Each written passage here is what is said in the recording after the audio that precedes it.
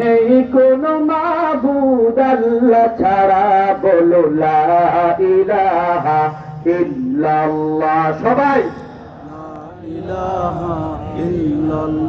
আর আওয়াজ দিয়ে লা ইলাহা ইল্লাল্লাহ। ও ভাইজান, বহু দূরে মদিনা আমরা কেমনে যাবো জানি না, বহু দূরে মদিনা আমরা কেমনে যাবো জানি না। দয়ার আল্লাহ, দয়ার আল্লাহ, দয়া করো পুরাও মনের বাসনা।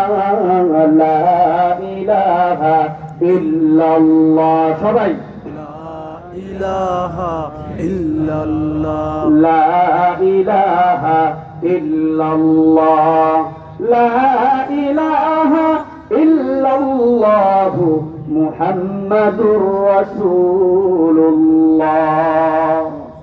সাল্লাল্লাহু আলাইহি ওয়াসাল্লাম।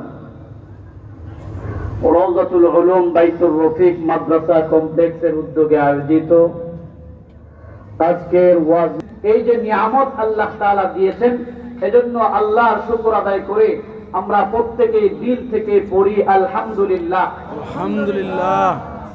মুহতারাম হাজিরিন, আমি কোরআনে কারীমের সূরা ফাতির 29 নম্বর আয়াতে কারিমা তিলাওয়াত করছি।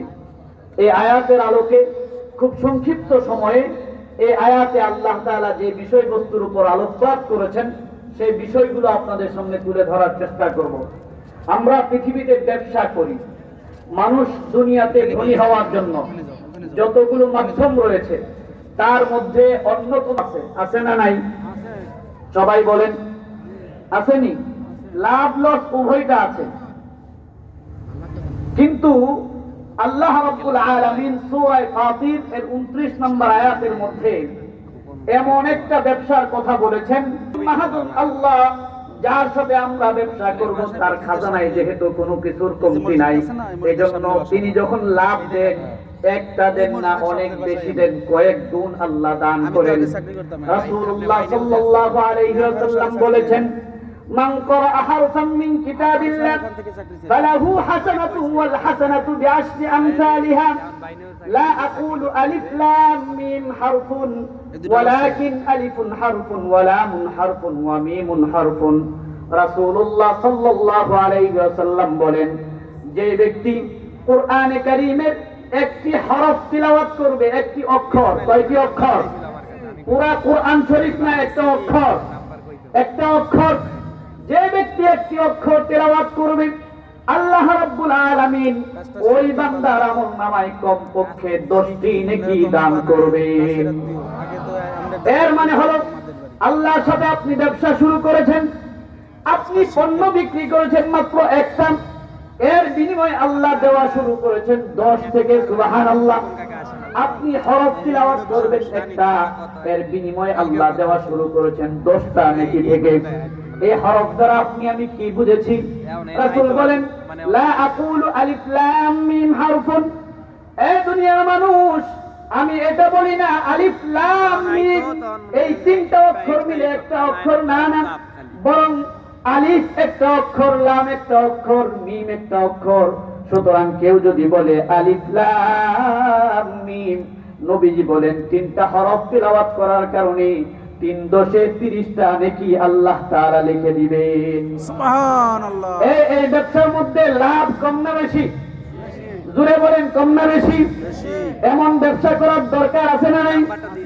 আমার বন্ধুগণ, শুধু তাই না, রাসূলুল্লাহ সাল্লাল্লাহু আলাইহি ওয়াসাল্লাম হযরত উকবা ইবনে আমির রাদিয়াল্লাহু তাআলা আনহু থেকে বর্ণিত, তিনি বলেন, একবার আমরা সুফায় বসা ছিলাম, এমন অবস্থায় রাসূলুল্লাহ আসলেন, এসে আমাদেরকে লক্ষ্য করে বললেন, এই তোমাদের মধ্যে এমন কেউ আছো কি আতিক অথবা বুখার নামক জায়গায় যাবেন, সেখানে উঁচু কুদ বিশিষ্ট 2টি উটনি নিয়ে আসবে। ওই সময়ের সবচেয়ে দামি বাহন ছিল উটনি। উঁচু কোট বিশিষ্ট উটনি। রাসূল বললেন, কেউ যাবে ওখানে উঁচু কোট বিশিষ্ট দুটি উটনি নিয়ে আসবেন।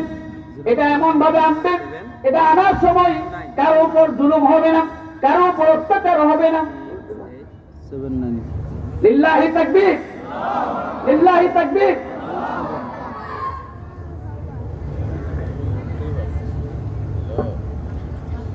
এইটাই নাম্বার, কল দিয়েন না। সময় তো উপস্থিতি আমার নাম মনির। কেটা? আলহামদুলিল্লাহ, আমরা লক্ষ্য করছি আমাদের মঞ্চে উপস্থিত হয়েছেন আমাদের আজকের প্রধান মেহমান, বিশিষ্ট আলেমে দ্বীন, বহু উলামায়ে কেরামের ইসলাহি মুরব্বী এবং হাজারো আলেমের উস্তাদ, উস্তাদুল উলামা, শাইখুল হাদিস হযরত মাওলানা মুফতি জাফর আহমদ দামাত বারাকাতুহুম। তিনি আমাদের মঞ্চে উপস্থিত হয়েছেন, আমাদের মঞ্চে তিনি আসন গ্রহণ করেছেন। আমরা সকলে বলি আলহামদুলিল্লাহ। আমরা দীর্ঘক্ষণ পর্যন্ত আমাদের যে মেহমান, যার জন্য আমরা অপেক্ষমান ছিলাম, আলহামদুলিল্লাহ আল্লাহর দয়ায় আমাদের মেহমান আমাদের মাঝে উপস্থিত হয়েছেন। ইনশাআল্লাহ এখনই হযরত আমাদের অত্র মাদ্রাসার শিক্ষার্থীদেরকে তাদের সবক, পাগড়ি প্রদান সহ হযরতের নসিহত এবং দোয়া সমস্ত কিছু হযরত পরিচালনা করবেন ইনশাআল্লাহ।